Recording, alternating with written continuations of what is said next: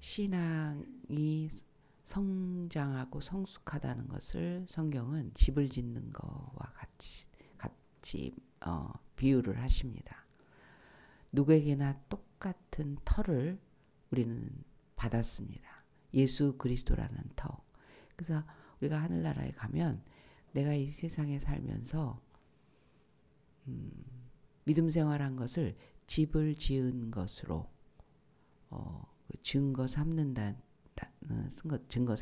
말씀입니다. 고린도전서 3장에 가면 그 하나님 나라에 가면 공력을 시험해 볼 텐데, 즉 이 세상에서 어떻게 살았는가. 그래서 불로 집을 둘러본다는 거예요. 이 세상에 사는 것이 곧 하늘나라에 집을 짓는 거예요. 나무로 집을 짓고 지푸라기로 집을 짓고 보석으로 집을 짓고, 사람마다 이 세상에서 살아간 것이 그렇게 어떤 재료로 집을 지었는가. 그래서 불로 이렇게 그 공력을 시험해 보면 지푸라기와 나무로 지은 집은 다 타버린다는 거예요. 그 터만 남아요.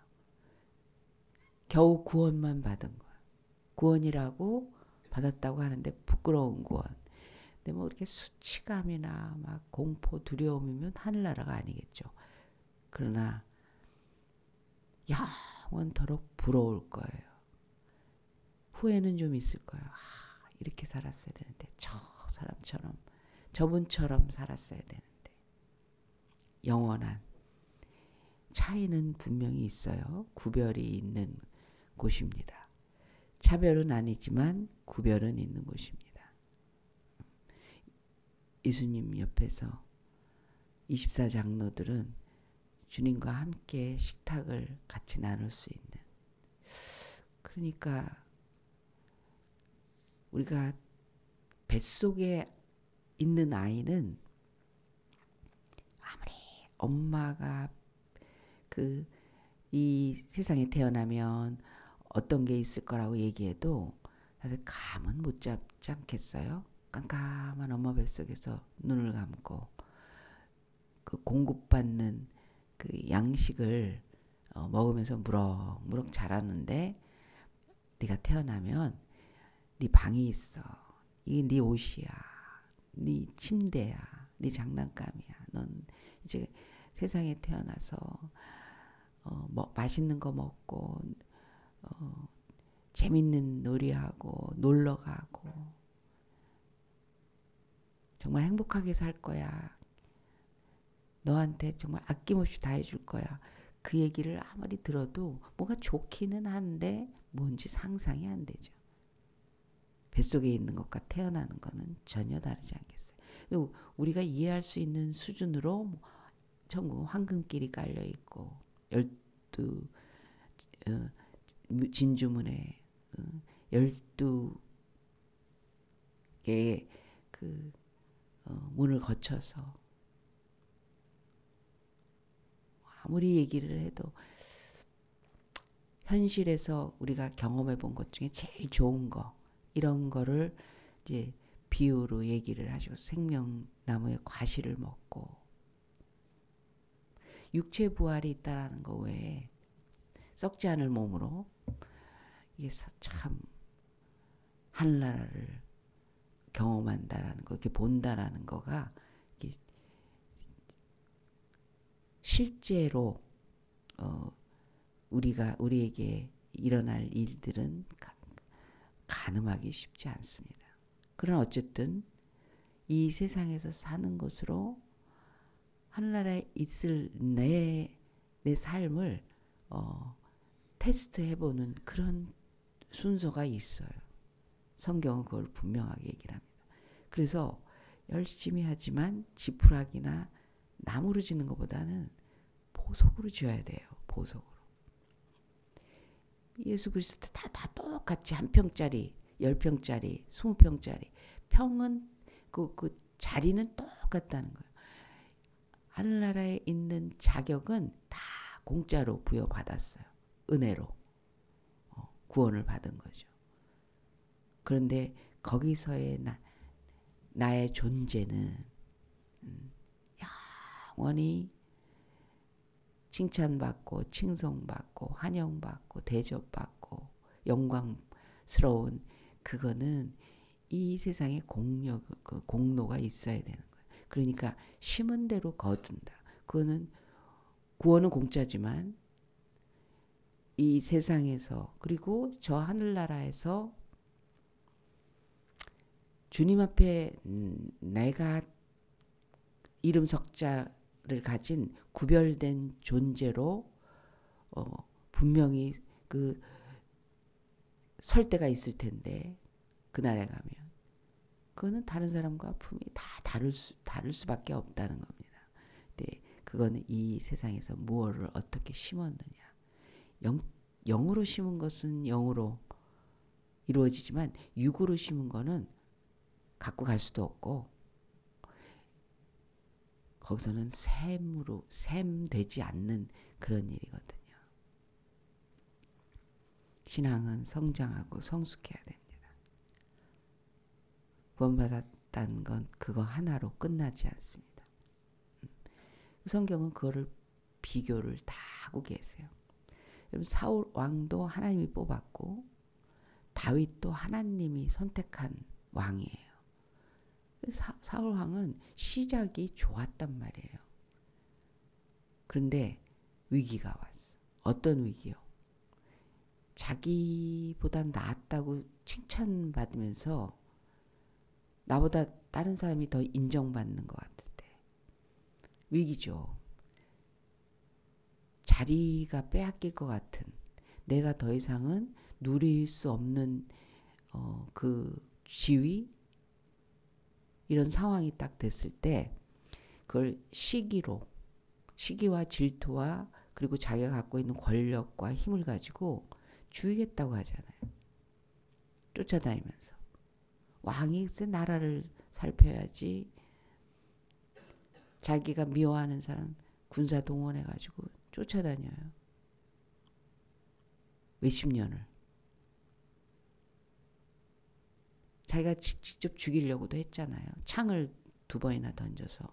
그 찬양하는 어린애를 자기가 불러 들여놓고는 죽여야 되겠다. 위기에서 어떻게 하느냐. 그 사람의 신앙입니다. 하나님을 알긴 아는데 하나님 뜻이나 하나님이 원하시는 거나 하나님이 말씀하신 명령이나 이런 거에 전혀 개의치 않는, 내 욕구와 내 상황과 형편에 맞춰서 생각하고 행동하고 말하고 부르르 순간순간 사울은 깨달았어요. 네가 나보다 옳도다. 다윗에게 그러잖아. 굴에서 자기를 안 죽인 걸 보고. 그리고 내 아들아 내 아들하고 울어요. 그리고 돌아가요. 그래서 다시 죽이러 다녀요. 참 불쌍한 사람이에요. 두렵고 정말 어떻게 해야 될지 모르는 상황이 오니까 신접한 여인을 찾습니다. 하나님의 뜻을 묻겠다고 신접한 여인을 찾아요. 어떤 위기와 걱정, 염려, 그 두려운 일이 벌어졌을 때 내가 어떻게 하느냐. 결국 자기 안에 있는 것이 나오거든요. 입력된 대로 출력되게 돼 있거든요. 내가 뭐가 들어있는가가 보통 때는 다 똑같이 보여요. 그 편안하게 그냥 흘러갈 때는 다 그럴듯해 보여요. 그런데 위기 앞에 왔을 때 좀 누가 건드리면, 그리고 아무리 상황을 보여줘도 사무엘이 왕이시여 왜 하나님 말씀대로 하지 않았습니까? 하나님은 제사보다 하나님 말씀 듣는 것을 더 원하십니다. 아, 미안하다. 잘못했다. 그런데 사람한테는 그 얘기 좀 하지 마라. 백성들 앞에서는 망신 주지 마라. 맞는 말인데 회개가 안 돼요. 다윗은 잘못했어요. 혼났어요.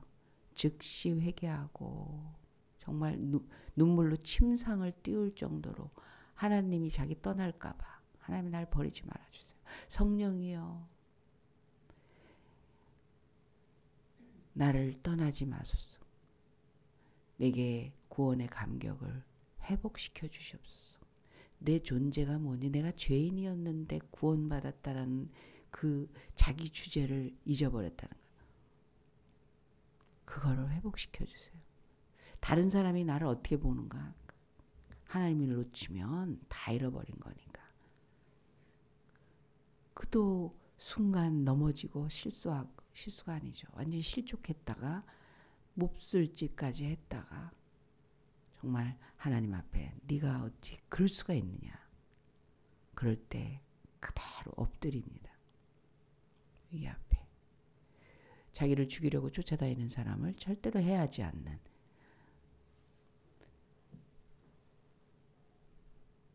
아들이 자기를 죽이겠다고 그 왕자리를 빼앗고 그리고 자기를 죽이겠다고 할 때도 그리고 비난받을 때도 전혀 거기에 자기 감정이나 지위를 가지고 상대하지 않습니다. 하나님의 뜻이면 그렇게 돼야지. 이렇게 받아들여요. 아브라함과 롯의 차이는 뭐예요? 롯도 하나님 알았어요. 천사 대접할 때 사람들이 막 천사들을 희롱하려고 하니까 내 딸들 데려가라고 할 정도로 대접하려고 했어요. 그런데 선택할 때 보세요. 아브라함은 싸우지 말자. 우리 혈육끼리 이러면 안 되지. 그리고 자기 거를 포기를 하는데 롯은 냉큼 가져다가 거기에 하나님이 있는지 없는지 그게 하나님의 뜻과 맞는 건지 안 맞는 건지 개의치 않고 육신적인 그 욕구를 충족시켜주는 곳. 너무 사는데 너무 좋아. 너무 좋은 곳이야. 그러면서 정말 패가 망신에 끝이 나죠. 그 집안이 끝이 나잖아요. 대대로 하나님 앞에 문제거리인 된 하나님 기뻐하시지 않는 그런 가문이 돼버립니다. 그런 롯을 아브라함은 중보까지 하잖아요. 그래서 하나님이 소돔 고모라를 멸망시킬 때 아브라함을 생각하사 롯을 구해냈다고까지. 롯은 자기가 한 뭐가 있기 때문에 하나님이 생각해서 건져준 게 아니에요. 아브라함 덕분이었죠. 그 차이가 뭘까요? 하나님의 말씀대로 그 뜻을 따르는 거와 그렇지 않은 거의 차이는 하나님이 중요할 거. 하나님이 나한테 그만큼의 의미와 정말 큰 그 자리를 중심을 차지하고 있느냐 그렇지 못하느냐의 차이예요. 옳고 그른 거는 다 알아요. 도덕 다 알아요. 거짓말하면 안 되고 남한테 잘해야 되고 부모님 공경해야 되고 OX에는 다 정답을 할 수 있어요. 우리는 다 100점짜리예요. 알아요. 근데 지금 나한테 어떤 게 유리하냐 불리하냐 이익이 있냐 없느냐 효율적이냐 비효율적이냐 이런 기준이면 옳은 거 나 급한데 나 지금 힘든데 내가 이런 걸 원하는데 이런 거 가지고는 거짓말 안 할 수가 없고요. 순간순간 급하면 슬쩍슬쩍 그냥 비리를 저지를 수밖에 없고요. 적당히 넘어갈. 남이 들키지 않으면 얼마든지 몰래 몰래 그렇게 된다고요. 기준이 뭐냐에 따라서. 근데 그 기준은 중요하다는 거거든요. 내가 어떤 기준으로 산다. 그게 중요해서 그런 거거든요. 돈이 중요한데 어떻게 해서든지 돈을 벌 수 있는 돈이 생긴다면 뭐든지 하죠. 복권도 사고 막 그러죠. 하나님이 그 요행이나 거짓말이나 비리나 남을 착취하고 그렇게 해서 버는 돈 하지 말래잖아요. 그런데 현실이 어디 그러냐고요. 그래서 기준이 무엇이냐에 따라서 우리 도덕윤리 다 무너지는 거예요. 기준이 나의 편리함, 나의 유익, 내 자식이 좋겠다는데 뭘 못해.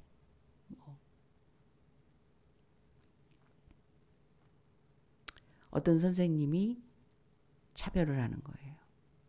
그 선생님한테는 이미 학부형들이 길이 들여져 가지고 저 선생은 이렇게 안 하면 뭐 클래스에서 애들 함부로 하고 돈이라도 좀 받고 좀 뭔가 선물 때에 따라서 다 그렇게 해주면 당장 효과가 난다는 거예요. 어떻게 하냐. 학부형들끼리 모여서 얘기를 한 거예요. 아유 어쩔 수 없어. 그 사람 이제 곧 은퇴야. 그래서 인정사정 안 봐. 애들 유명해. 그래서 그렇게 하느니 그냥 적당히 해주고 우리 애 그 1년 내내 선생님 눈치 보면서 속상하면서 선생님이 나 싫어해. 선생님이 나 미워해. 선생님이 내가 손들어도 난 안 시켜. 나 맨날 뒤에 앉으래. 이런 얘기를 하니까 얘가. 그래서 1학년인데 학교 가기 싫다는 거예요. 처음에 학교 잘 가다가 나 학교 안 갈래. 그래서 그 선생님한테 뭘 갖다 줘도 될까요? 하고 저한테 상담이 온 거야. 신앙생활하기 참 어렵죠. 진짜. 나는 그러고 싶지 않은데도 현실이 만만치가 않으니까. 그래서 다른 학부형한테 물어봤더니 아우 그 선생님 유명해. 그래서 학부형 중에는 그 김치 담가주는 것을 맡은 그 엄마도 따로 있어요. 김치 담당. 항상 담가다 줘야 되는 거. 그럼 기분 좋게 담가주면은 좋아서 또 그 집에는 또 잘 봐주고 하니까 그러면서 그냥 적당히 해요. 어쩔 수 없어 그 선생 이러더라는 거예요. 근데 이제 신앙의 양심으로 저한테 와서 묻는 거예요. 그래요. 하나님 뜻대로 하는 게 뭐예요? 말씀대로 하는 게 뭐예요? 이 현실에서 이 적용하기가 애매해. 사실 그래요. 그래서 제가 뭐라 그랬냐면 선생님한테 고마운 마음 가져야 된다 그랬어요. 이러니 저러니 해도 아이를 가르치는 선생님이야. 그 선생님한테 감사는 감사한 게 있죠. 당연히. 감사하면서 그분이 갖고 있는 지금 현실에서의 그 문제 요거를 다른 방법으로 좀 해소해 봅시다. 그래서 제가 편지를 먼저 쓰자고 했어요. 편지 카드 같은 거. 선생님 수고와 그 콜리게들 데리고 가르치는 거 쉽지 않거든요. 애들이 뭐 말을 그렇게 아주 잘 듣지도 않을 뿐만 아니라 해야 할 일도 있잖아요. 수고는 하시잖아요. 수고하시는 거 감사하고 칭찬해드리고 그러는 거 있죠. 그런데 호소하는 거죠. 아이에 대해서. 당신 똑바로 안 하면 뭐 이런 식으로 왜 이러느냐 저러느냐 촌지를 갖다 주느냐 뭐 선물이든 뭐든 갖다 주느냐 아니면 정확하게 지적하느냐 왜 그 방법밖에 없냐. 우리 한번 마음을 두들겨 보자. 그래서 그렇게 했어요. 우리 아이가 정말 학교를 좋아하고 학교 가는 거를 막 기다리고 그랬었다. 그런데 어느 날서부턴가 학교 가기 싫다고 그러고 막 그래서 너무 안타깝습니다. 선생님께서 조금만 더 관심 가져주시고 정말 학교 선생님, 친구들 매일매일 만나서 잘 배울 수 있게 도와주세요. 뭐 이렇게 길게 뭐 하여튼 여러 가지 내용과 함께 사연을 해서 감사와 함께 보냈어요. 그런데 그 선생님이 그걸 받아들였어요. 물론 기도했죠. 받아들였어요. 엄마, 선생님이 그래서 방학 전에 엄마 나 이제 학교 안 갈래 난 안 다닐래 그랬는데 이제 방학한 다음에 이제 출석했잖아요. 그러니까 엄마 선생님이 오늘 내가 손드는데 시켰어 얘기를 하는 거예요. 그래서 연말에 그 학년 끝났을 때 감사 선물 가지고 가서 1년 동안 감사했습니다. 그렇게 했어요.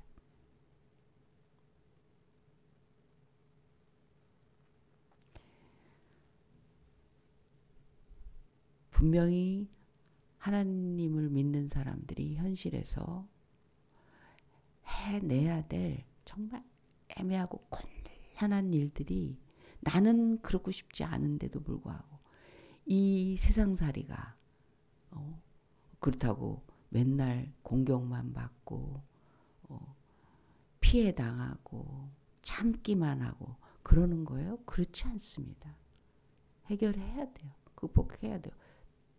당당하게 맞서야 될 것도 있고요. 이겨야 될 것도 있고요. 다 있어요. 그런데 그것이 하나님 안에서. 그러니 하나님의 지혜가 얼마나 필요하며 하나님의 도우심과 능력이 얼마나 필요하며 우리가 직접 해야 되는데 그게 내 힘으로는 안 되는 일들이 얼마나 많아요. 그래서 하나님 뜻대로보다 그냥 현실에 맞춰서 휘다닥 적당히 넘어가고 싶은 때가 많아요. 근데 어떻게 그 믿음에 맞게 살아갈 수 있냐. 하나님이 내게 그만큼 크고 중요하고 그만큼 나를 통치하고 지배할 위치에 계셔야 거기서부터 믿음의 힘이 나오더라는 거예요. 알아도 안 된다고요. 아는 것 갖고는 실천 안 된다고. 말씀대로 사는 것이 반석 위에 지은 집을 짓는 것 같고 하나님 나라에서 정말 보존된 반짝반짝 빛나는 주님이 칭찬하시는 그런 믿음의 결과 열매를 가질 텐데 말씀대로 한다는 거. 누가 말씀을 몰라요. 말씀을 매일 듣잖아요. 그리고 순종이란 단어는 우리 일생에 그냥 완전히 우리 혈액형처럼 붙어 다니는 거. 신앙생활에. 누군 뭐 그러고 싶지 않겠어요. 근데 그 순간 그게 생각도 안 나. 하나님 말씀이 뭘 생각하기도 전에 벌써 내가 하던 대로 체질대로 남들 하는 대로 세상에서 요구하는 대로 후다닥 그렇게 살아온 대로 하게 되는 거는 그님이 그만큼 내게 이 세상의 그 어떤 것보다도 감동을 주시고 내 힘이 되시고 그렇게 크시고 그렇게 전부가 될 만큼 나에게는 소중한 분이 됐을 때 성령은 생각나게 하고 깨닫게 하고 기억한 걸 예수께서 말씀하신 걸 생각나게 하고 그 의미를 깨닫고 그걸 행하게 하신다는 거죠. 가족이 중요하잖아요. 그러니까 맛있는 거 먹다가 생각난다고요. 아이고 다음번엔 같이 와야지. 이거 좀 사갖고 가서 줘야 되겠다. 중요하니까 그런 거예요. 지나가는 이렇게 무슨 남 보고 막 마음이 애타고 그러지 않아요. 안 중요한데 거기에 왜 마음을 매이겠어요. 하나님이 좋아야 되고요. 하나님이 중요해야 되고요. 하나님이 크게 마음에 와 있어야 되고요. 그래서 점점 믿음은 성장하고 성숙한 그 세월 연륜 속에서 하나님에 대한 경험이 쌓이고. 그러니까 왔다 갔다만 하는 데서는 믿음이 안 자라요. 하나라도 씨름을 해보고 씨름하면서 하나님의 자리가 조금씩 깊고 넓어지는 거예요. 내 마음 중심에, 내 인생, 내 삶 현장 속에 하나님의 자리가 점점 커지는 거예요. 그래서 예배 중요해지고 하나님 앞에 받은 사명, 직책, 직분 이게 내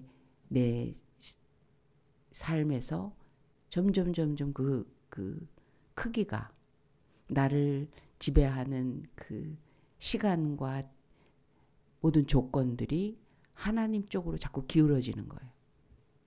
하나님이 이걸 원하시니까. 하나님이 이런 걸 좋아하시니까. 하나님의 말씀이 나에게 이걸 요구하시는데 해야지. 그분 좋아하시는 거라면. 그래서 하루아침에 시작에 어린아이 같은 믿음 속에는 지금 좋은데 순간 친구들이 놀리면 위축되고 그랬던 믿음이 성장하고 성숙해 갈수록 성경 속에 하나님이 밖으로 내 삶으로 튀어나오셔서 나를 잡아주시고 인도하시고 그 모든 일에 확실할 수 있도록 하나님의 그 돌보심이 얼마나 크고 위대하고 그리고 내 미래에 자신감이 있는 거죠. 여리고 성 앞에서 여호수아는 두려웠어요. 저걸 어떻게 싸우지? 여리고는 언덕 위에 있어요. 그래서 높은 성이 사람들 이렇게 내려다보는 거죠. 밑에서 쳐들어 올라가야 되는 거예요. 그게 싸우기가 얼마나 어려워요. 그러니까 걱정하는 거죠. 그래서 밤에 정탐하러 나갔어요. 거기에 하나님의 사자가 나타나서 깜짝 놀랐어요. 누구십니까? 우리 편입니까? 저쪽 편입니까? 그걸 왜 물어? 그리고 너 왜 이렇게 밤에 돌아다녀? 하나님이 여리고를 가나안에 들어가서 첫 번째 성인데 여리고를 정복하라고 말을 했지 너더러 걱정하라고 그랬냐? 하나님의 말씀이 먼저 있잖아요. 그러면 어떻게 하리까까지 하나님에게 뭐 내가 할 수 있는 일이 아니라면 정탐하면 뭐가 다르냐는 거. 당신 누구십니까? 하나님의 군대라는 거예요.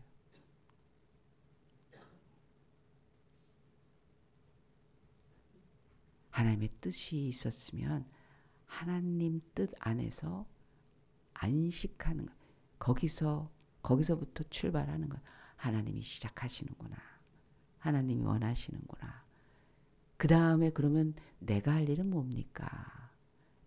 이럴 때는 어떻게 해야 됩니까? 지혜를 구하고 능력을 구하고 하나님의 뜻 안에서 내가 해야 될 일을 찾는 거죠.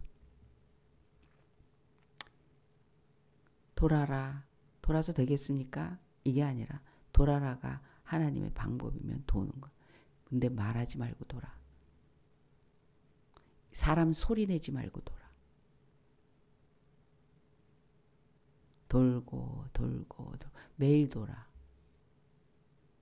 아마 여리고에서 내려다보고 여리고 성에서 내려다보고 저것들 왜 저래 이해가 안 됐을 거예요. 무기 하나 없이. 나중에는 꽹과리와 북과 막 이게 손에 든 게 너무 희한하잖아요. 그걸로 막 함성과 함께 소리를 지르는 이게 기도예요. 기도의 그 정말 하늘을 뚫을 것 같은 확신 가운데서 하나님의 능력을 구하는 기도. 하나님 일하시옵소서. 인간이 할 일은 저는 뭐 할까요? 돌아. 조용히 돌아. 그게 정말 재 하나 그 뭐라 요만한 그 조각 없이 다 재처럼 무너졌다는 거. 정말 그 속에서 사람 뼈, 그릇 그거 가서 캐냈다니까요. 성서고고학 클래스에서 이스라엘 성지에 가서 그 땅을 판다고 할 때 거기 신청해서 갔었거든요. 그게 여리고였었어요. 갈 때는 뭔지도 모르고 갔는데 진짜 과연 막 뭐가 나오더라고요. 평지인데 이게 바닥인데 그걸 파고 하면서 거기서 나왔어요.